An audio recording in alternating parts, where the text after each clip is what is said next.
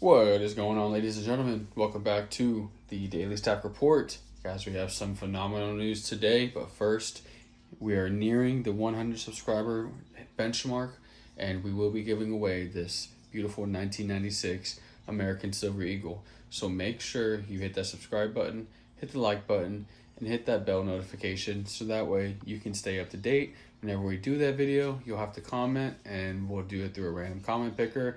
I just feel like that's going to be the most fair way to do it. But without further ado, let's go ahead and get into the video. So as we look at silver today, we kind of consolidated within this $83 range. We dipped below it a couple times, but we did come back above it. And let me see, coming right here, we came below it 1-2 times right here. And we kind of went down below this consolidation line, but the good thing is that we rejected it on the downside and we came back up, because if you remember and you've been watching these videos, you'll know that we wanted to finish this triangle off. We do have this double bottom right here, but this was the first formation, this triangle. We wanted to be above it whenever we hit versus below it, because that would signal a breakdown, versus if we can stay above right here in this area, I do believe that's going to be more of a break up. Now, whether we continue this double bottom formation, we have one here, we're going off of these. This is the last time we dropped a little bit based off this consolidation line here, boosted up, drop down. So this is where I'm getting my first line to connect here, because that was the initial rise up. And then we had that drop down here to that $78 mark, all the way from $95. And so that's going to be the bottom right here, number one. And then we have our top right here. It's going to be that in-between point. And then we have our middle point right here. And then another bottom. That's where these two right here, these two lows, which are right about the same on a chart, come to meet right here. So this is going to be our bottom number two. And so this is where I feel like we can, this is a path to 100. Is it the path to 100? No, I don't necessarily believe it's so. I hope so, but I don't necessarily, I'm not saying it's going to be, but this is very bullish, because if we can continue along this line, especially past these 2 points, these two zones, so this is zone 1, zone 2, zone 3, zone 4, and then this is zone 5, obviously above here, and this is where I think our next path to 100 is. This is positive because right here we consolidated down here in zone 1 between $71 and $78. We did have that rise up, and now that we're consolidating down here in zone 3, we rejected zone 2 multiple times. It's been a teeter-totter back and forth, but I do think this is going to be the last time that we reject it in the short term. I think zone 3 is going to be a nice place to hover. We tested it one time, went above, came back below, but see, we rejected it multiple times before finally falling back, but that was very short-lived. Remember, these are the big boy 4-hour candles that we're looking at here. This is going to give us our best visualization when it comes to the charts. And so we did come down for 4, 8, and if you count these two, these are 4 hours. 4 hours, divide that by 2, we'll say that's 4 hours. So 4, 8, 12. So for 12 hours, we kind of teeter-tottered in here before coming back up, and then this was rejected. The close on this candle was 82.69, so it was right above, it was right below it. And then on the next one, we did dip down pretty hard down here to low 81, but we rejected that pretty quickly, and we had a close on this candle at 83.73, which is well above this mark right here. On the next two candles, we stayed above the mark, testing it on the short side right here and rejecting it 2 times. And so we do have, a point here, point 1, point 2. And so if we do come past this and we don't ride this up exactly, I probably could, maybe pull it down just a little bit more. Maybe pull it down just a hair more. So that way we have a little bit more room to run here. But if we don't run exactly right here, I do think that we will kind of see this trajectory play out. So I think these two are going to be our next paths. Now, obviously, if, this one plays out, it's going to take a little bit longer. This is going to be more towards, let me draw this out, 200. Yeah, this is going to take a little bit longer. It's going to take a little bit longer to get there. But, that wouldn't necessarily be the worst thing in the world. We do want some solid consolidation. And so especially if it takes us a little bit longer to get to 100 and back over here, that is still positive news within itself. But guys, these are what I'm looking at right here. When we go over to APMEX, they still have their ASDs for 102. SD is going to have them for 96. But remember, this $5 off per coin is baked into that price right here. So you're not getting $5 off of this.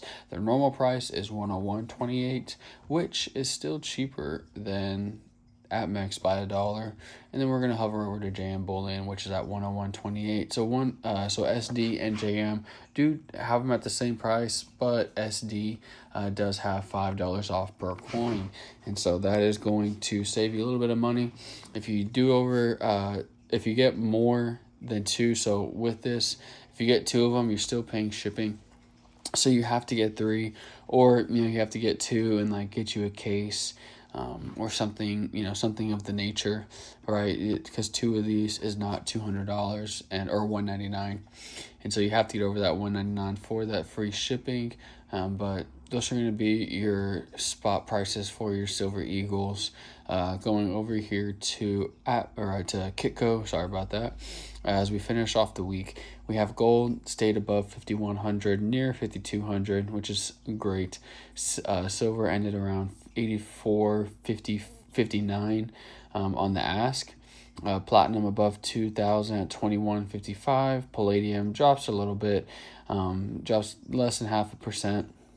And they're at 16.51. So on the week, guys, we did have some very positive. This was a positive week. Was it the biggest week we've ever had? No, it wasn't. But guys, fast movements like this, I'm hoping, this is kind of showing right here that fast movements are just very unstable. And so we do kind of want this longevity right here. This would be our best path. I think if we do go up pretty quickly to 100, we're going to see another drop down back to the mid 80s. Now, if we do ride this one up, this line up to 100, I think we will get back into zone 3, zone 4, or we'll be in zone 4, hit the bottom right here, and then test zone 3. Whereas right now we tested zone 2 and we consolidated in zone 3 to ride that up. So again, as long as with these big jumps and these dramatic drops, we're always getting a zone above where we were last time, I think that's going to be the most bullish signal that we can have, besides a long-term consolidation, which I would not mind.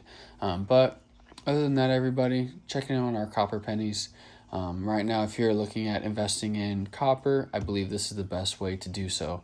Getting yourself some copper pennies. The copper rounds are just way too much. They're almost, you're getting an ounce, which is around $5 to $6, and copper is around $5 to $6 a pound. And a pound in copper is 16 ounces. It's not 12 ounces. They don't go troy like silver and gold and platinum and palladium do. They go by just regular ounces. And so that's one key thing to remember, because 1 troy pound is 12 ounces, whereas 1 pound of copper is 16 ounces. So keep that in mind. Stay away from, of course, do what you need to do, but I'm staying away from 1 ounce pure copper rounds, the ones that they're selling. I just don't think that's a great investment at all, but you got to do what you got to do. I'm personally stacking copper pennies at the moment while we kind of ride out this volatility. Like I've been saying, I think 90% is a really good buy right now. Dollar cost average or stack, but this I like the bullishness. I like seeing that we're staying above this line and we're not rejecting it multiple times and going to the downside. But I do want to see some more confirmation. If I see this right here, I'll probably still be a little hesitant, but if we can ride this lineup, I think by middle March would be a good time if we can stay above one of these two lines. I do think middle of March, end of next week, there is a coin show in Houston next week that I will be attending. So if you will be there, let me know and maybe we can meet up. Who knows? Maybe we'll be at 100 subscribers by then. You never know. But that's kind of where I'm looking at right now. So I'm writing a little bit of copper, getting it where I can cheap, because I do think it's going to be going up pretty soon. And continue to rise as precious metals rise in general. And then silver, I'm looking for great 90% deals, or if I can just get Silver Eagles at spot. I'm more of a Silver Eagle fan myself, and so I'm looking for Silver Eagles at spot. If there's anything this last run up, let's pull it back here, draw these down. If there's anything that this last run up taught me, is that Silver Eagles hold their premiums the best when you're trying to sell or trade in this zone. Above 100, Silver Eagles held their premiums, whereas generic rounds, when the price was at 110 and 120, generic rounds are getting sold at 90, or shops are buying them around 90 to 95, versus Silver Eagles, they were basically paying $1 to $2 below spot. So that's why I like Silver Eagles so much more now than I previously did. I've always liked them, but now I like them more. Just knowing that information, that's kind of where I'm at in my stacking journey. So everybody, with that being said, I hope you guys look at this chart and say, wow, we've come a long way from whenever we were in the 40s and the 50s. Remember when we thought these were big jumps over here in November? Remember when we thought this was a big jump? And this. So yeah, everybody, I hope you guys have a phenomenal weekend. As always, stack safe, stack smart, and I will see you all on Monday.